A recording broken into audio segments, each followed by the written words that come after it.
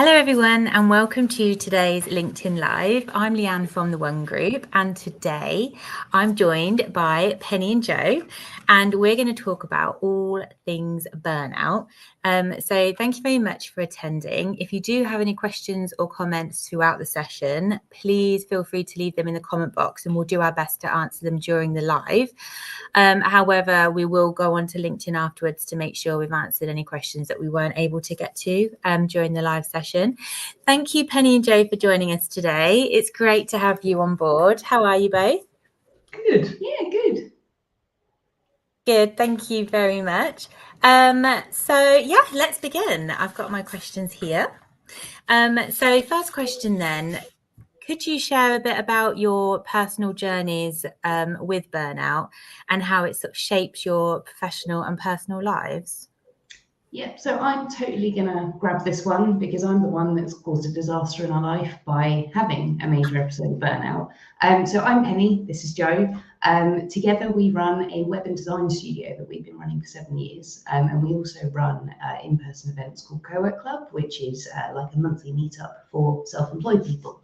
And that's a little bit of a background to this. So back in 2018, we set up our web and design studio and also took a one-way flight to Bali to go traveling for 12 months while building the business, which was epic and great fun. But in month 10, on a desert island near Africa, I suddenly started getting my heart rate spiking to over 200 BPM. And it would happen really suddenly, and there was absolutely no logical reason that I could find for it. So cue having my heart checked in a doctor's office on a desert island in Africa. At first, they were scared I was having a heart attack, which was terrifying. I was 31 at the time, I think, so young for it. Then they thought it might be panic attacks and put me on meds for that, and it actually made it worse rather than better. And eventually, well, within a week, we used the travel insurance and got back to England really, really quickly. And I went through a huge amount of testing over the period of a year. It slowly started decreasing. And it turns out, after a lot of investigation with the doctors, they put it down to burnout. I was going through culture shock of traveling while putting myself under immense pressure in setting up a business. And I did not respect the need to rest, which culminated in really serious physical symptoms. So is there a difference between burnout and stress? Because some people in that situation might just think, oh, I'm just really stressed. I just need to go on holiday, chill out a bit, do nothing by the pool. But do you know if there's like actual differences between the two? Well, I think with stress, it's kind of there is an instant cause for stress that, you can be stressed for a period of time and then you can do something which will relieve that stress. But I think with burnout, it's multiple layers of stress over a long period of time. I think certainly from our experiences, it's something that you can't just quickly fix. It's there and you cannot see the wood through the trees. And I think it gets to that point, doesn't it, of a period of time of stressful situations.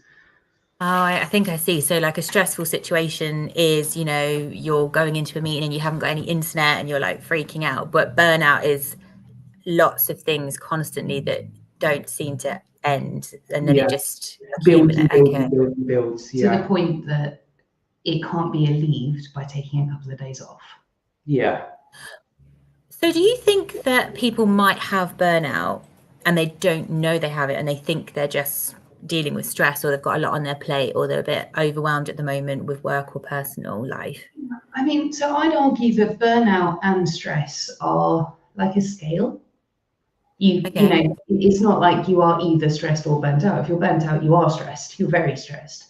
So yes, I think I had burnout and didn't realize it. I was thinking I was stressed, and then I became too unwell to continue working and had to take the time that my mental health needed to recuperate after I'd not given myself the opportunity to rest. Right. So do you know what the common signs are then for burnout, how people can be aware now you've experienced that yourself?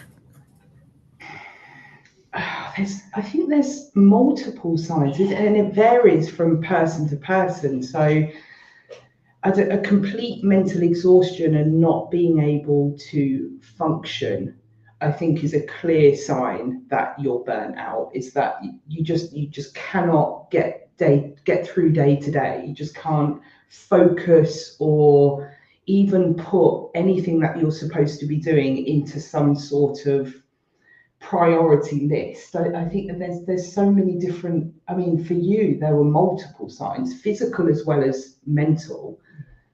So I think I actually Googled this in preparation for today, because I should preface some of this advice by saying we are not medically qualified. We've experienced it, and that's what we're talking about today.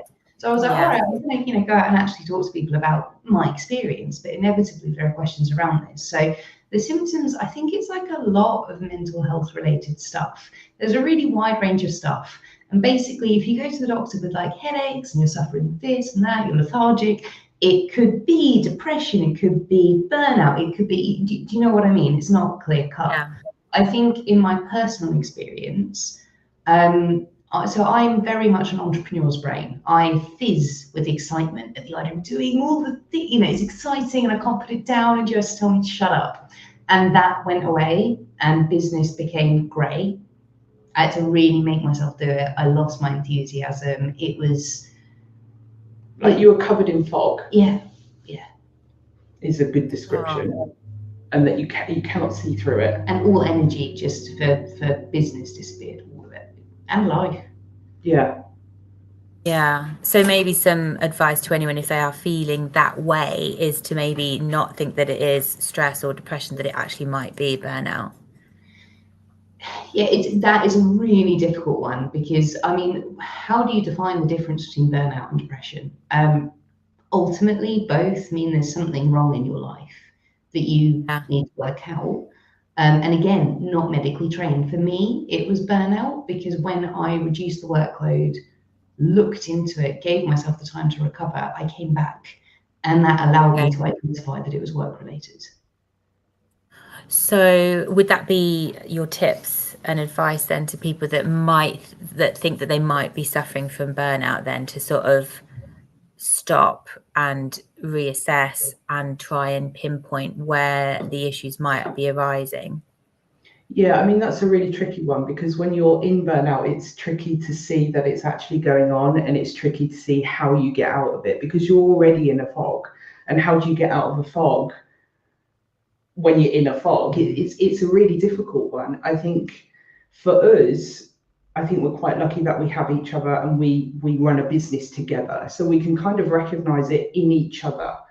And tips wise, for me, I try for you to alleviate what's going on, and it's kind of, I kind of point you in the right place to focus now, and try and take away all the other little things that might be contributing to that kind of burnout phase. So I take on all the jobs that I can possibly take on, and right, this is what you've got to get done now. This is your priority. Get that done. It's kind of like baby steps to try and alleviate the whole. It's like you've got 10,000 things in your head that you have to do now, and you have to alleviate that. You have to focus step by step and try and get out of that. Yeah, I think there's definitely something about colleagues, co-workers, or if you're like freelance and completely self-employed, those in your community, having someone that can check you when you're,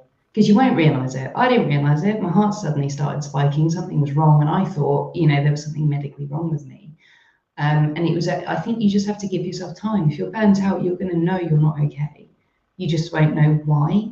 And opening your brain up to, it could be, I am doing too much, and then looking at your life and seeing how you can alleviate that, which is not clear or easy for anyone. Yeah. And really leaning on that support network to help get you through that period. I think when you're in that phase, it's kind of like, I must work harder to get out of this. I've got to work harder, because if I don't work harder, I'm not going to get out of it. And actually, if you do the opposite and you slow down, you'll come back quicker. You'll come back quicker. Yeah. Okay, that's great advice. And I'm sorry if I was glitching a bit then. My screen just went blank. So hopefully you could all still see me.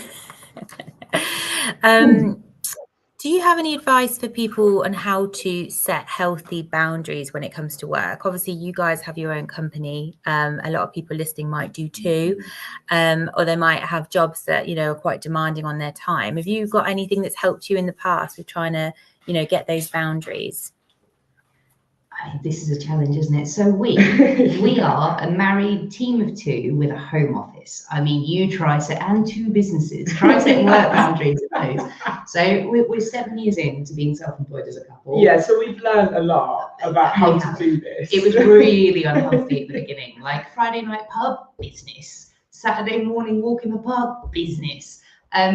Clear path to burnout, right? No wonder I ended up in a problem. So we've been really strict with this, I think, over time, and I'm probably the one that needs kicking the most.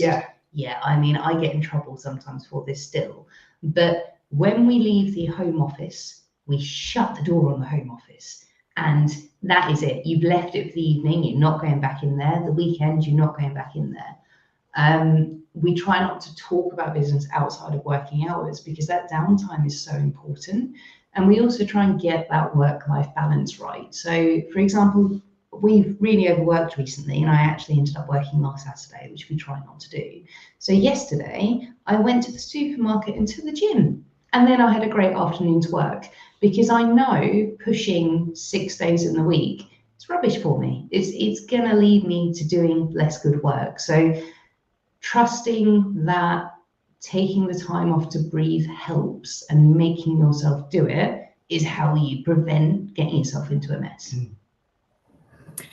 And I imagine there's an element of guilt there as well. So you're taking time off for you to, you know, recharge and not think about work, for your mental health.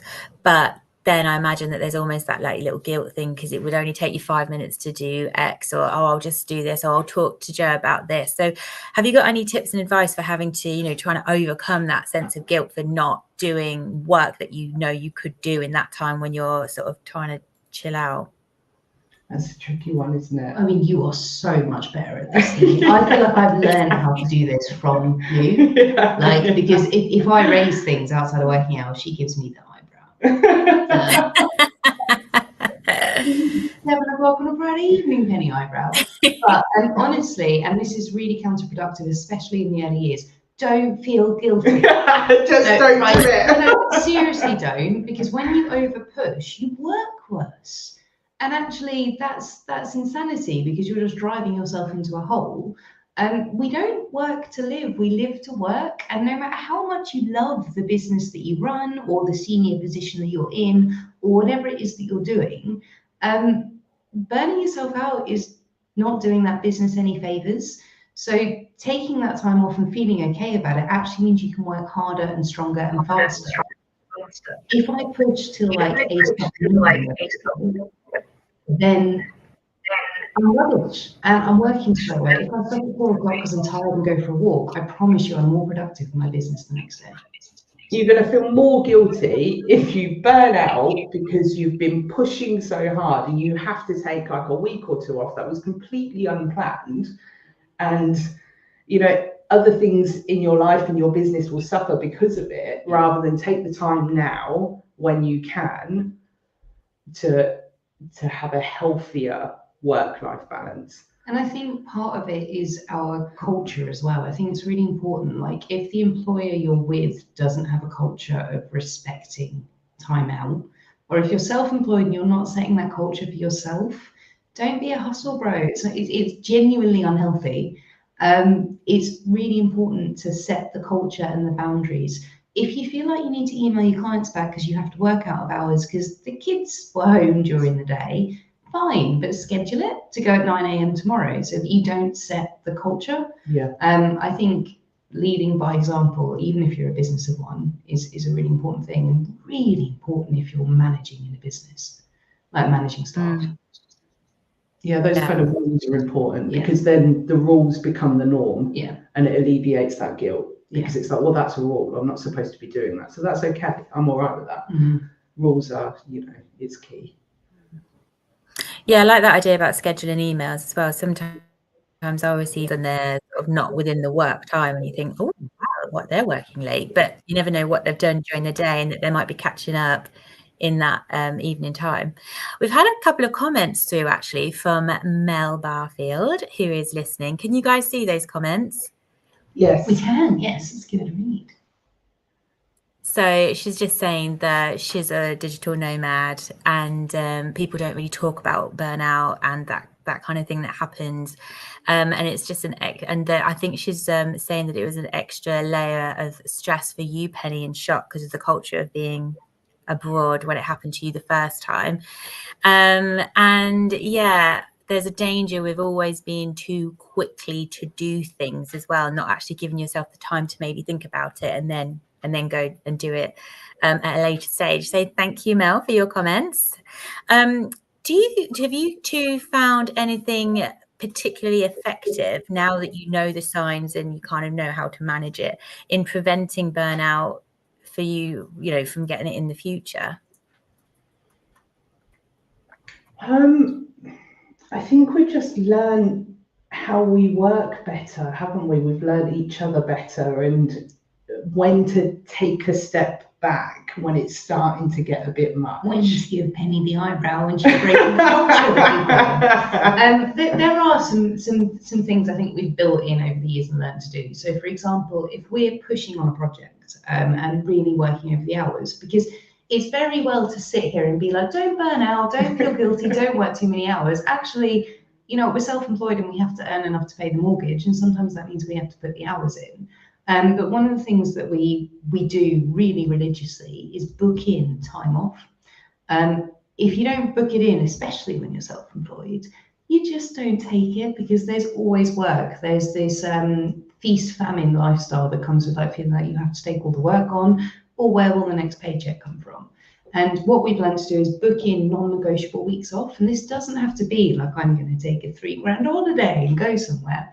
We took a week off earlier this year and literally did a bit of DIY and went for some walks. And it's just about downtime. And so at the moment, we're in a huge push stage with client projects and our new business.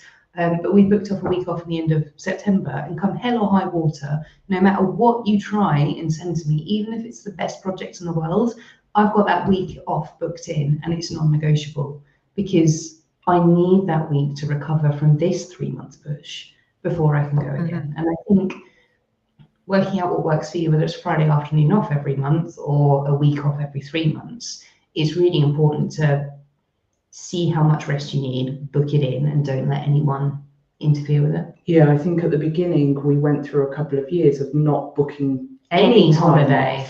And it was just like, okay, maybe we'll take some time at when some it goes point in quiet. the year when it goes quiet, and it never went quiet. And so we never took time off. And I think we've learned from that in your brain, you have to have that, okay, well, I've got that week off coming off. We're going to be all right.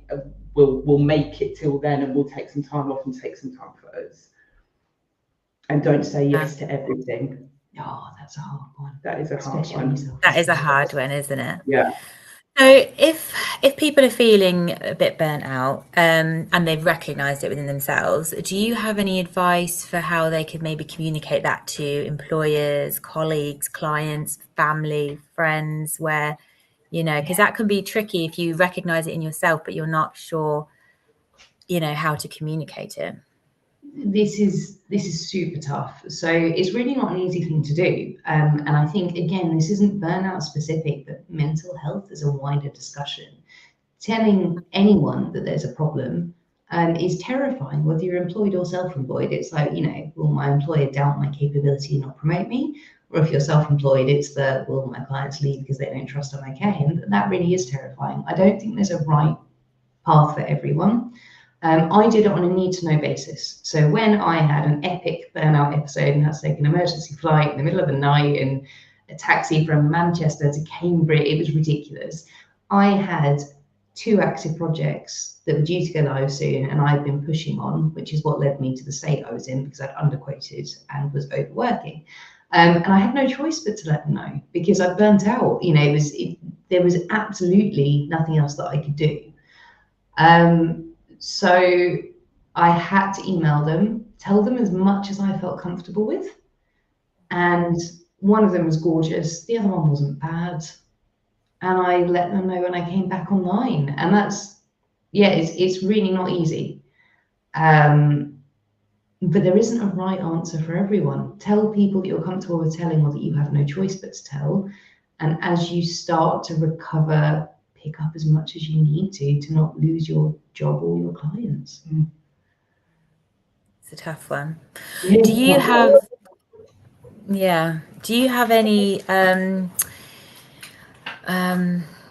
advice on, or do you know if the work-life balance and getting that right has an effect on burnout and how to prevent it? And have you implemented anything, like, so you've got these 3 weeks off in September, is that the only time off that you guys are going to have, or do you kind of implement other things in your work-life balance to try and prevent it as well? Yeah, I suppose week by week, we just check in with each other continuously. And, if something gets a bit much, then we'll go for a walk. And it doesn't have to be a long walk. It's just to get yourself out of the situation that you're in and just take some time to breathe. And it's little things, isn't it? It's checking in on those little things of how we're doing. And if we need to breathe a little bit, then we will do it. And whereas before we'd ignore it. So it's recognition of how you're feeling and what you need to do to make sure that you're doing okay. And I think with most things in life, the secrets, and I know I'm doing better, is when I'm eating well, I'm getting some form of exercise, and I'm sleeping well. And that's the answer to most things in life, isn't it? But genuinely, we make sure we eat a healthy lunch every day, because taking a break and going and having lunch is really important. Sometimes I'll eat it at my desk, but it's healthy and it's nutritious. Exercise, when I do less of that, I am more stressed. It's a really simple correlation for me. It really impacts me. And I'm not being like, I'm not a marathon runner. I'm not particularly impressive in any form of exercise. Neither am I particularly fit. But going for walks, 20 minutes in lunchtime just to let my brain reset, or I stop at 4 o'clock sometimes and it's a sunny day. Sometimes that walk will be to the pub, but I'm moving my body, and that's really important. Or a lunchtime gym session. One of the best things about being self-employed is going to the gym when it's quiet. Those things make a huge difference. And paying attention to my sleep.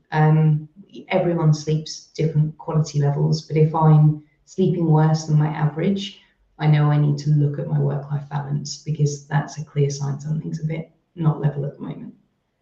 Okay, it's nice that you guys have each other to check in with as well. And I don't know whether you may be able to answer this question, but for those people that might not have someone to check in with, what do you guys think that they could do? Do you have any advice for them? I think everyone has someone to check, or I hope. That's a really big statement, but I really hope there isn't many people out there that are so isolated they don't have a friend, family member, colleague, fellow freelancer, someone that they chat to sometimes that they could check in with. Because actually, if you're in a fog, having been there myself, I don't think I could have pulled myself out of it without someone else being like, look at this, I know you and you're not right. So my answer would be lean on whoever that person is to check in.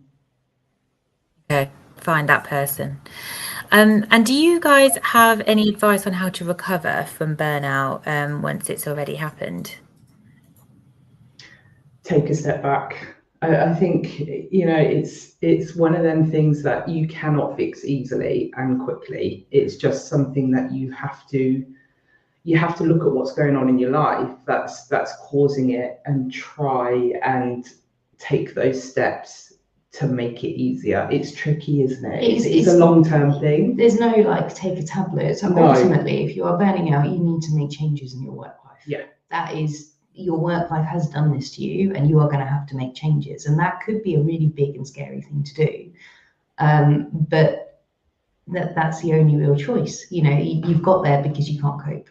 I think we've learned how to deal. We've learned our tactics to try and relieve it when it happens. So it's just little things. Like I will take on more of the home life stuff to give you a chance to breathe. And I will tell her, write down your priority list and take those steps to get through it. And we've recently created a brain dump for Penny online. So that So good. you are just so full of ideas, and that it just gets so clouded that you just can't think anymore. So Penny now has an online brain dump where she can dump everything in her brain, and it just gives you a little bit more clarity. I think that there's so many little things that you can do that will be unique to you, yeah, and your set of circumstances. But yeah, finding the things that alleviates what caused you to burn out. That's the secret. Yeah. There's lots of things. I love that brain dump idea. Is that just something that you do? Have you found like a website or an app or something for that, or is it just something that you do? So we are the masters of Google spreadsheets. There are better tools out there. Google Sheet is our secret. We have like 4 of them. Multiple. So this is specifically for co-work clubs, a new business. It's new and it's young, it's exciting, and it's full of all of the ideas. And I actually have another business to run, so I can't dedicate too much time to it. But my brain's really full. So within our giant Google Sheet of all the stuff to do with co-work club, we now have a new one which is called Brain Dump, and there's a Penny column and a Jo column. And whenever one of these things fills up my brain, I just go in there and I type it into a cell, which is just there. And once a week, we have a review meeting to clear through it and work out what we should put into an action plan and what was just a stupid thing that was filling our brains up. I'm really going to start to do this. I love that idea. Okay, so you'll be happy to know I'm on my last question now. And it's, have you got any advice for the colleagues of the people that might be going through burnout? I mean, maybe they know that they're going through burnout, or maybe they don't know, on how they can support each other. I think, again, it's just the little things. Like, I recognize when you're going through it.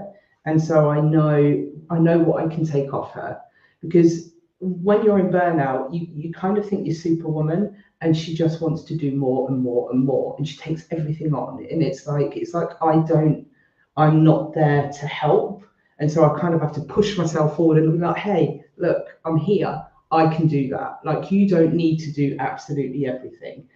And it's just those little things. It's like, some days it's like, God, I just haven't even got time to eat, or I haven't got time to just take a break and have a cup of tea. And it's like, well, today, you know what, this week, for the next 2 weeks, I'm going to cook, I'm going to clean, I'm going to bring you cups of tea, I'm going to make sure you're fed, I'm going to do that piece of design work because I'm the designer. You don't need to go into Photoshop and spend 2 hours on something that I can do in 10 minutes. So it's that kind of, you're not Superwoman, let me help you.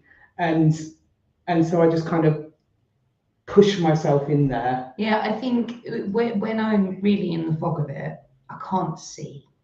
I was panicked and tired and grey. And to just have some of it taken off my plate without discussion is the kindest thing you can do for someone who's struggling at that point. Because people don't ask. There's this whole thing of people don't talk about this kind of stuff. Well, they might realise it. Or might not realise. Yeah. But there's also kind of that pride thing that I can do this. I can do everything. Yeah. And I mean, that's my personality type. There will be different personality types. But yeah, I think trying to, if you can take some load off them. Anything. It could be anything. It could be the smallest thing that gives somebody a little bit of relief. Like, especially, so for me, there were client projects due, and because we do different things, Jo couldn't take that off me, so she took other things off me. But God, if you're in an organisation and more than one of you can do something, if you can jump in and help with that, you are going to really give them the breathing room they need to get better. Even just a chat, a recognition, a chat can be really helpful. That just knowing that somebody is there and on your side and is willing to help you can kind of calm you a little bit and just give you that little bit of headspace to kind of have some clarity of where you are. Yeah. And maybe just go and make them a cup of tea, because they might not have time to go and make it themselves. Exactly. Yeah. Simple act. Yeah. Well, thank you guys so much. It's been a really interesting discussion, and we've got quite a lot of comments in the chats as well. Mel said that she can relate to everything, all the ideas that you've been talking about. Is there anything else you'd like to say before we end the session this morning? I mean, it's been really lovely to chat to you and really love to chat about this topic. I think for me, it's just, especially to the self-employed community, because I see them a lot more. Like I'm in a community of them. Don't feel like you should work in the evening. Don't feel guilty. No, if you can take anything from my experience and how badly it went wrong for me, it's being kinder to yourself and giving yourself downtime ahead of being burnt out will be better for you, but also better for the business that you're running. So you're a better employee for yourself or for a client, company, employer, whatever it might be, if you learn to rest. I think that's really important. Yeah. Oh, well, thank you so much, guys. It's been really, really great having you both on and talking about this subject. So thank you so much for opening up to us. If you are listening today and you want to reach out to Penny or Jo or myself or the One Group on LinkedIn, please do. And yes, there's lots of comments on there. So Penny, Jo and I will all pop onto LinkedIn afterwards and make sure that all your questions are answered. And thank you so much for joining us. Goodbye, everyone. Thank you.